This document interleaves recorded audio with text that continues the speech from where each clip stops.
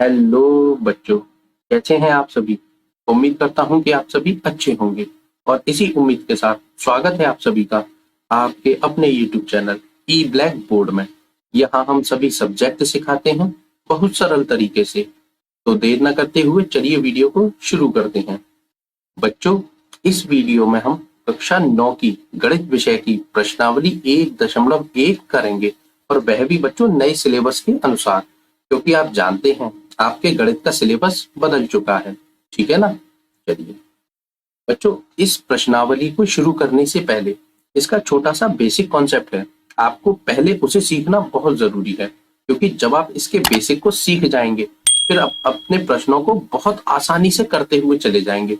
आपको प्रश्नों को सॉल्व करने में बिल्कुल परेशानी नहीं होगी। ठीक है ना। चलिए पहले सीखते हैं इसका बेसिक। देखिए बच्चों, आपको बेसिक में सीखना क्या क्या है। कुछ नहीं, चार चीजें आपको सीखनी है।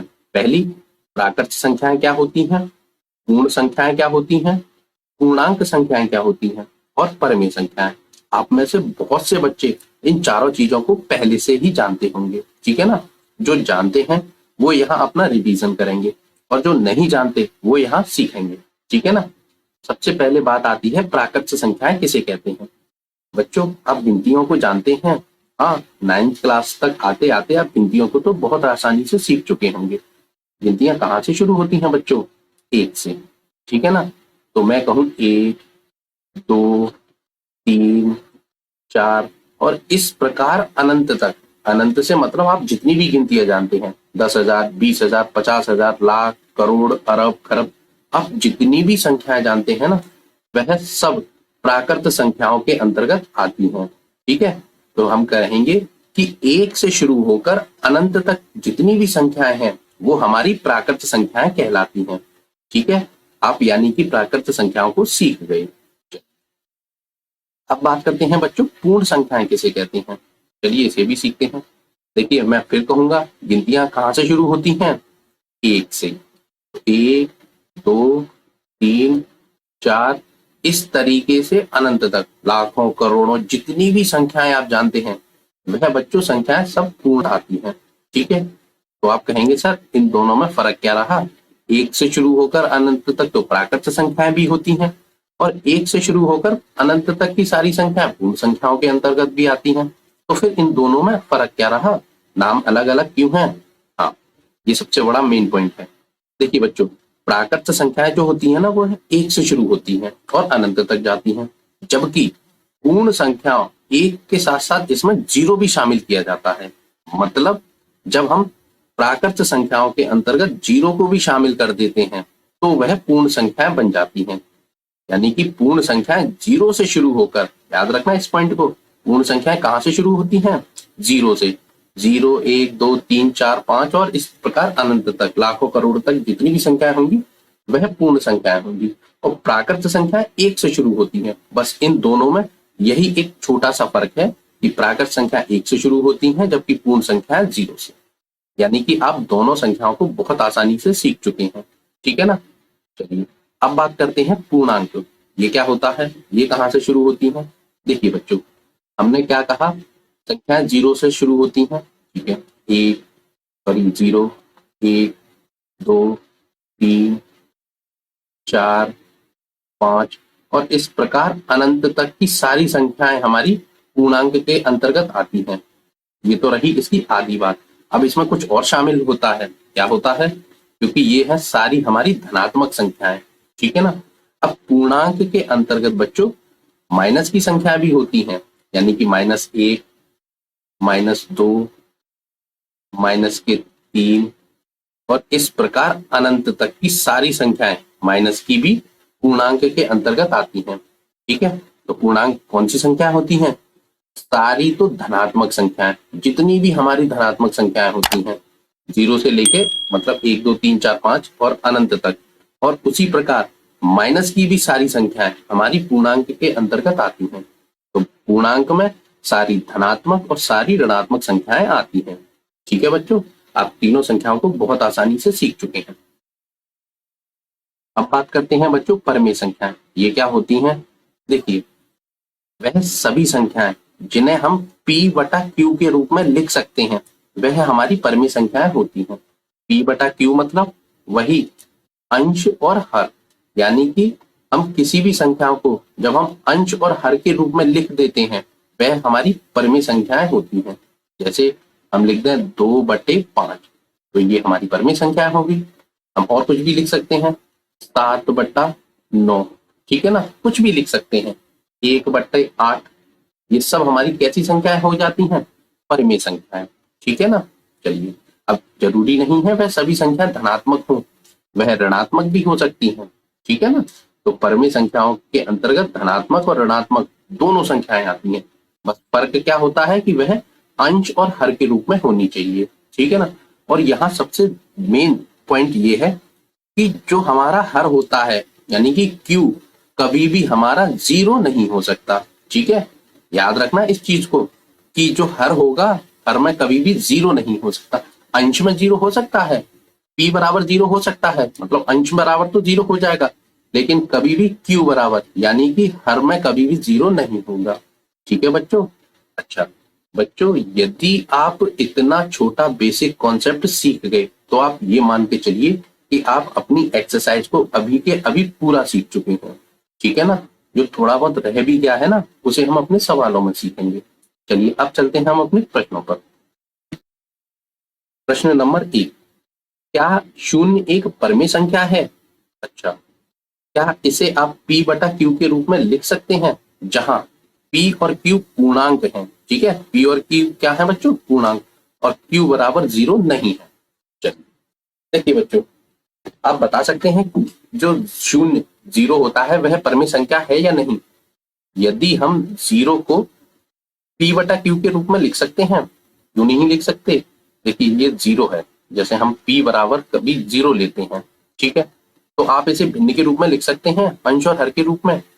हाँ बिल्कुल लिख सकते हैं, क्योंकि आप एक बहुत अच्छे से एक चीज को जानते होंगे, जब भी हमें कोई पूर्णांक दिया जाता है तो उसके नीचे यानी कि उसके बटे में कुछ नहीं होता, तो वहां एक हमेशा मौजूद रहता है, ठीक है ना, रहता है, आप इस चीज को जानते होंगे। तो अब देखिए, ये हमने P बटा Q के रूप में लिख दिया, जैसे P बटा Q हो गया हमारा 0/1, तो हमने इसे भिन्न के रूप में लिख दिया। जब भिन्न के रूप में लिख दिया तो यह हमारी परिमेय संख्या हो गई कि नहीं? हाँ बिल्कुल हो गई, तो यही हम लिख देंगे। हम लिखेंगे कि हाँ 0 हमारी एक परिमेय संख्या है, ठीक है। ये हमारा यहाँ तक सॉल्व हो गया। अब वो कह रहा है कि क्या इसे आप P बटा Q के रूप में लिख सकते हैं? बिल्कुल लिख तो दिया हमने, P बटा Q के रूप में 0/1 हो गया। यदि हम इस 1 से 0 में भाग देते हैं तो हमें 0 ही प्राप्त हो जाएगा, ठीक है ना। चलिए अच्छा, अब ये कह रहा है जहां P और Q पूर्णांक है। देखिए 0 हमारा पूर्णांक है तो P बराबर 0 हो गया, और Q बराबर 1 लिखा है हमने, तो 1 भी हमारा पूर्णांक हो गया। तो ये भी इस चीज को भी ये संतुष्ट कर रहा है कि P और Q पूर्णांक है। जहां Q बराबर 0 नहीं है, देखिए हमने Q बराबर 0 नहीं लिया, Q बराबर हमने क्या लिया है 1, और P बराबर 0 लिया है, तो यानी कि यह पूरे प्रश्न को संतुष्ट कर रहा है कि 0 हमारा परिमेय संख्या होता है, ठीक है ना। समझ में आया प्रश्न? बहुत आसान प्रश्न था, आप सीख गए होंगे। चलिए अगले प्रश्न पर चलते हैं। देखिए प्रश्न नंबर 2 क्या कह रहा है, 3 और 4 के बीच 6 परिमेय संख्याएं ज्ञात कीजिए। अच्छा देखिए बच्चों, इस तरीके के सवाल आपको जब भी मिले ना, तो आपको सिर्फ एक छोटा सा काम करना है कि आपसे जब भी पूछा जाए कि इनके बीच में 6 परिमेय संख्याएं, 7 परिमेय संख्याएं या 4 परिमेय संख्याएं, जब भी ऐसा कहा जाए तो आपको जितनी परिमेय संख्या निकालने के लिए कहा जाए ना, उसमें आप 1 जोड़ दीजिए। क्यों जोड़ना है उसको हम आगे बताएंगे। जैसे ये कह रहा है कि 6 परिमेय संख्याएं ज्ञात करनी है इन दोनों के बीच में, तो आप एक काम कीजिए, पहले तो 6 लिखिए और इसमें 1 और जोड़ दीजिए अपने मन से, तो 6 और 1 हो जाएंगे 7, ठीक है, 6 और 1 7 हो जाएंगे, ठीक है। अब अपने सवाल को उतारिए, क्या कह रहा है, ये 3 और 4 के बीच में चाहिए ना हमें, तो आप लिखिए 3 और 4 को थोड़ा सा दूरी पर लिखिए, ठीक है। अब क्या करना है, देखिए अब इसको परिमेय संख्याओं के रूप में बदल दीजिए। कैसे बदला जाएगा, अब इसके नीचे कुछ नहीं है तो 1 तो होगा ही होगा, चलिए इसके नीचे भी अंश सॉरी हर में कुछ नहीं है तो इसमें भी 1 होगा, ठीक है। अब हमारा काम शुरू होता है इस 7 का।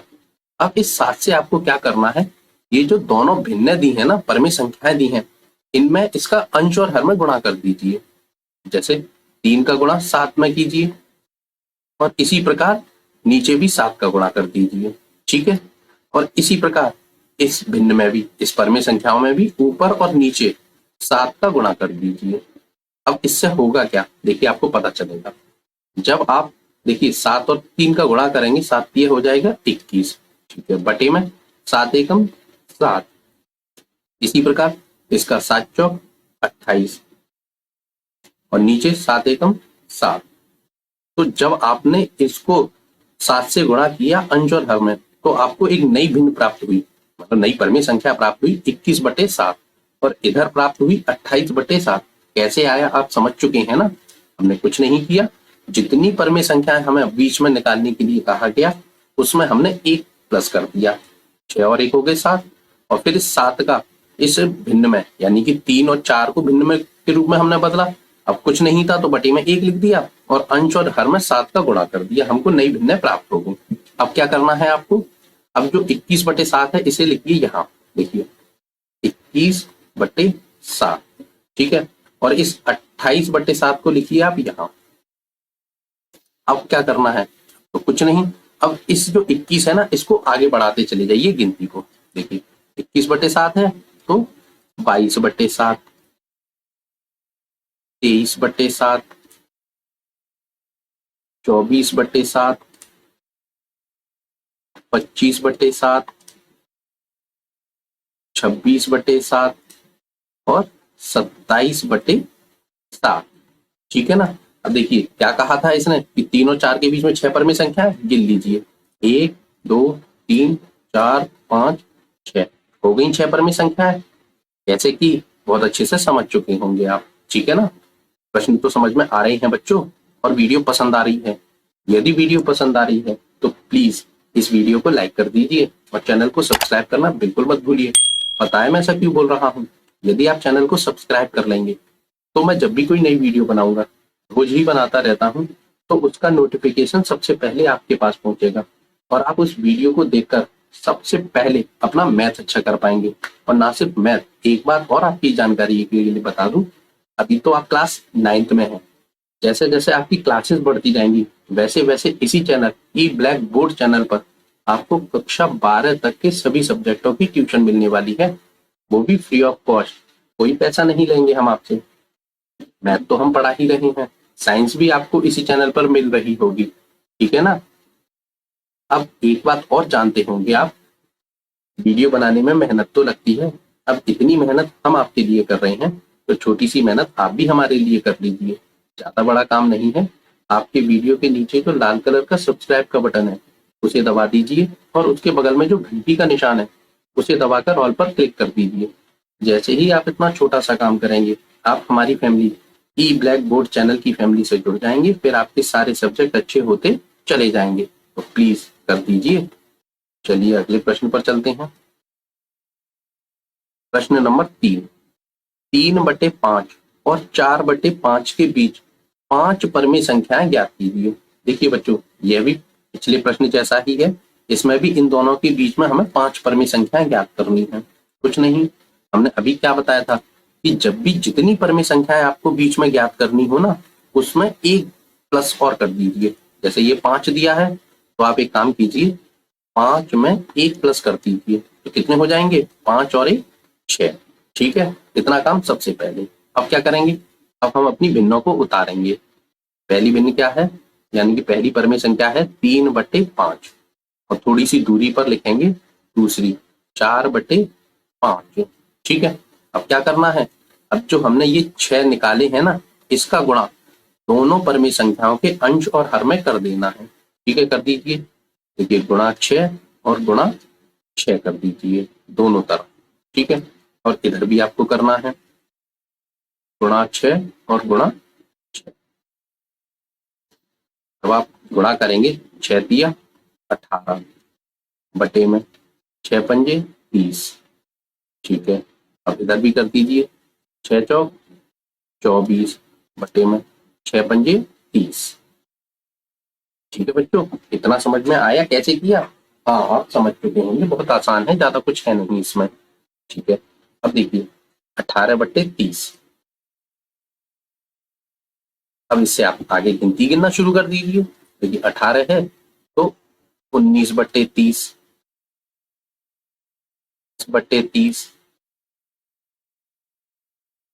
21/30, ठीक है, 22/30 और 23/30, ठीक है। और ये 24/30 तो पहले से ही था, तो इसे भी आप लिख दीजिए।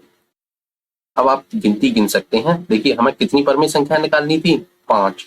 तो देखिए 1, 2, 3, 4 और 5 परमेय संख्याएं हमारी निकल आई। किसके बीच में, 3/5 और 4/5 के, क्योंकि ये 18/30 है ना, ये किसका मान है, ये 3/5 का ही मान है। और ये 24/30 है, ये किसका मान है, ये हमारा 4/5 का ही मान है। ठीक है ना, तो हमने 3/4 और 4/5 के बीच में 5 परमी संख्याएं निकाल दी। ठीक है बच्चों, सवाल तो समझ में आया।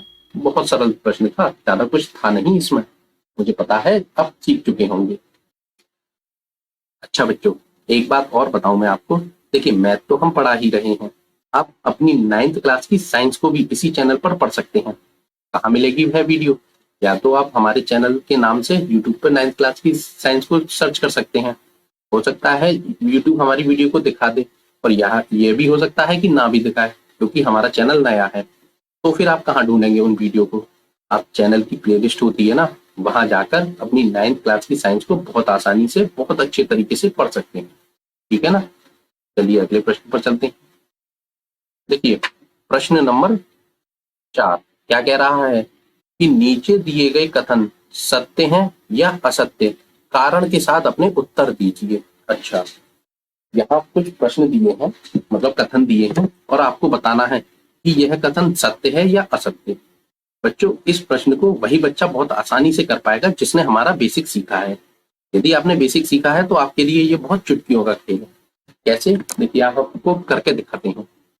पहला कथन पढ़िए, वो कह रहा है कि प्रत्येक प्राकृत संख्या एक पूर्ण संख्या होती है। मतलब जितनी भी प्राकृत संख्याएं होती हैं वह पूर्ण संख्याएं होती हैं या नहीं, आपको बताना है। आपने बेसिक में सीखा था कि प्राकृत संख्या कहां से शुरू होती हैं बच्चों, प्राकृत संख्या 1 से शुरू होती हैं। मतलब 1, 2, 3, 4, 5, 6, 7 और इस प्रकार अनंत तक। मतलब अनंत से मतलब लाखों करोड़ों जितनी भी संख्याएं जानते हैं आप, सभी प्राकृत संख्याएं होती हैं। अच्छा, अब बात करते हैं पूर्ण संख्या। पूर्ण संख्या कहां से शुरू होती हैं, पूर्ण संख्या 0 से शुरू होकर और 1, 2, 3, 4, 5 इस तरीके से अनंत तक जाती हैं। अब आप थोड़ा सा दिमाग लगाइए और एक प्रश्न को फिर से पढ़िए। वो कह रहा है कि प्रत्येक प्राकृत संख्या एक पूर्ण संख्या होती है। देखिए प्राकृत संख्या 1 से शुरू हो रही है, अनंत तक जा रही है। क्या 1 से शुरू होकर अनंत तक जाने वाली सभी संख्याएं पूर्ण संख्याओं में आती हैं या नहीं? हाँ बिल्कुल आती हैं, क्योंकि 1 इसमें भी है, 2, 3, 4 और इस प्रकार अनंत तक सभी संख्याएं पूर्ण संख्याओं में भी होती हैं। तो इसका क्या मतलब निकल कर आया कि प्रत्येक प्राकृत संख्या एक पूर्ण संख्या होती है। हम आपसे कहें एक प्राकृत संख्या है और एक पूर्ण भी है, बिल्कुल है। अगर मैं आपसे कहूं 6 प्राकृत संख्या है, तो क्या वह पूर्ण संख्या भी है? हाँ बिल्कुल है। इस प्रकार आप कोई भी संख्या देखेंगे जो प्राकृत संख्या है, वह सभी आपकी पूर्ण संख्या होंगी ही होंगी। यानी कि यह कथन कैसा है, सत्य है। यदि इसका उल्टा कहता कि प्रत्येक पूर्ण संख्या प्राकृत संख्या है, तो यह गलत हो जाता, क्योंकि पूर्ण संख्याओं में 0 होता है जबकि प्राकृत संख्याओं में 0 नहीं होता। ठीक है ना, इसने जो प्रश्न पूछा है वह कथन सत्य है, तो यहाँ हम लिख देंगे, क्या लिखेंगे कि यह कथन सत्य है। ठीक है। अच्छा, अब वो कह रहा है कि अपने उत्तर का कारण भी दीजिए। चलिए उसे भी देते हैं। अब हम इसका कारण भी लिख देंगे। हम लिखेंगे क्योंकि पूर्ण संख्याओं में सभी प्राकृत संख्याएं शामिल होती हैं। ठीक है, जितनी भी प्राकृत संख्या है सभी पूर्ण संख्याओं में शामिल होती हैं, इसलिए यह कथन कैसा है, सत्य। ठीक है, चलिए अगला इसी का दूसरा प्रश्न करते हैं। देखिए दूसरा क्या है, वो कह रहा है कि प्रत्येक पूर्णांक एक पूर्ण संख्या होती है। अच्छा, आप एक बात बताइए बच्चों, पूर्णांक संख्याओं में कौन कौन सी संख्याएं आती हैं? आपने सीखा था बेसिक में कि पूर्णांक में सारी तो धनात्मक संख्याएं आती हैं। ठीक है, 0 के बाद 1 2 3 4 और इस प्रकार अनंत तक की सभी संख्याएं पूर्णांक के अंतर्गत आती हैं, यानी कि सभी धनात्मक संख्याएं। और धनात्मक संख्याओं के साथ साथ सभी ऋणात्मक संख्याएं भी पूर्णांक के अंतर्गत आती हैं, अनंत तक की सभी ऋणात्मक संख्याएं। ठीक है, अब पूर्ण संख्या कहां से शुरू होती हैं? 0 से शुरू होती हैं और अनंत तक जाती हैं। ठीक है, यानी कि हमारी जितनी भी धनात्मक संख्याएं होती हैं वह पूर्ण संख्याओं के अंतर्गत आती हैं। ठीक है, अब इसको एक बार प्रश्न को फिर से पढ़िए। वो कह रहा है कि प्रत्येक पूर्णांक, जितने भी पूर्णांक है ना, वह पूर्ण संख्या होते हैं या नहीं? नहीं होते। क्यों? क्योंकि पूर्णांक में धनात्मक संख्याओं के साथ साथ ऋणात्मक संख्याएं भी होती हैं, जबकि पूर्ण संख्याएं केवल धनात्मक होती हैं। तो यह कथन कैसा हो गया? असत्य। ठीक है, लिख दीजिए इसे। हम लिख देंगे असत्य। ठीक है, अच्छा, अब अपने उत्तर का कारण भी देना है। चलिए कारण भी देते हैं। देखिए, कारण में हम लिखेंगे क्योंकि पूर्णांक में ऋणात्मक संख्याएं भी होती हैं, जबकि पूर्ण संख्याओं में केवल धनात्मक संख्याएं होती हैं। ठीक है ना, क्योंकि पूर्णांक में ऋणात्मक संख्या होती हैं और धनात्मक भी होती हैं, लेकिन पूर्ण संख्याओं में केवल और केवल धनात्मक संख्या होती हैं, इसलिए यह कथन हमारा कैसा है? असत्य। ठीक है ना, चलिए इसी के तीसरे पार्ट पर चलते हैं। देखिए, ये क्या कह रहा है कि प्रत्येक परमेय संख्या एक पूर्ण संख्या होती है। अच्छा, देखिए परमेय संख्या कौन सी होती है बच्चों? जैसे मैं आपसे कहूं 3/5, ये एक परमेय संख्या है। ठीक है, 4/9 एक परमेय संख्या है। हम पूर्ण संख्याओं को भी तो परमेय संख्या बना सकते हैं। यदि ये 1 है, इसके नीचे मैं 1 लगा दूं तो यह भी एक परमेय संख्या होगी। 6 है, इसके नीचे भी मैं यदि 1 लगा दूं तो यह भी परमेय संख्या होगी। इस प्रकार तो लग रहा है ये कथन सत्य है, लेकिन सत्य नहीं है। क्यों? क्योंकि परमेय संख्याएं धनात्मक के साथ साथ ऋणात्मक भी होती हैं। यदि मैं इसी 3/5 को ऋणात्मक कर देता हूं, माइनस के 3/5 कर देता हूं, तब भी तो यह परमेय संख्या होगी। हाँ बिल्कुल होगी, लेकिन यह ऋणात्मक होगी। ठीक है ना, और आप जानते हैं पूर्ण संख्या केवल और केवल धनात्मक होती है, पूर्ण संख्याओं में कोई भी ऋणात्मक संख्या नहीं होती। तो इस प्रकार यह कथन भी कैसा है बच्चों? असत्य। ठीक है, आप इसे भी लिख दीजिए। आप क्या लिखेंगे? असत्य। ठीक है, अच्छा, अब इसका एक कारण भी देना होगा। चलिए उसे भी देते हैं। कारण में हम लिखेंगे कि परमेय संख्याएं ऋणात्मक संख्याएं भी हो सकती हैं। मतलब जो परमेय संख्याएं होती हैं उनमें धनात्मक और ऋणात्मक दोनों होते हैं, तो यहाँ ऋणात्मक भी हो सकते हैं, जबकि पूर्ण संख्याओं में केवल धनात्मक संख्याएं होती हैं, इसलिए यह कथन कैसा है? असत्य। अच्छा बच्चों, एक बात बताइए, सवाल तो आपको समझ में आ रहे हैं और वीडियो पसंद आ रही है। यदि वीडियो पसंद आ रही है तो प्लीज इस वीडियो को लाइक कर दीजिए और चैनल को सब्सक्राइब करना बिल्कुल मत भूलिए। आपका ही फायदा है। कक्षा 12 तक के सभी सब्जेक्टों की ट्यूशन आपको तभी मिलेगी जब आप इस चैनल को सब्सक्राइब कर लेंगे। ठीक है ना, तो प्लीज कर दीजिए, चैनल सब्सक्राइब करने के पैसे नहीं लगते। अच्छा बच्चों, एक बात और, इस वीडियो में हम केवल 4 ही प्रश्न करेंगे, क्योंकि ये जो आपकी एक्सरसाइज है इसमें केवल 4 ही प्रश्न है। इसका मतलब ये एक्सरसाइज यहाँ होती है आपकी समाप्त। अब मिलते हैं अगली वीडियो में इससे आगे की एक्सरसाइज यानी कि प्रश्नावली के साथ। तब तक के लिए बहुत बहुत धन्यवाद। Good bye.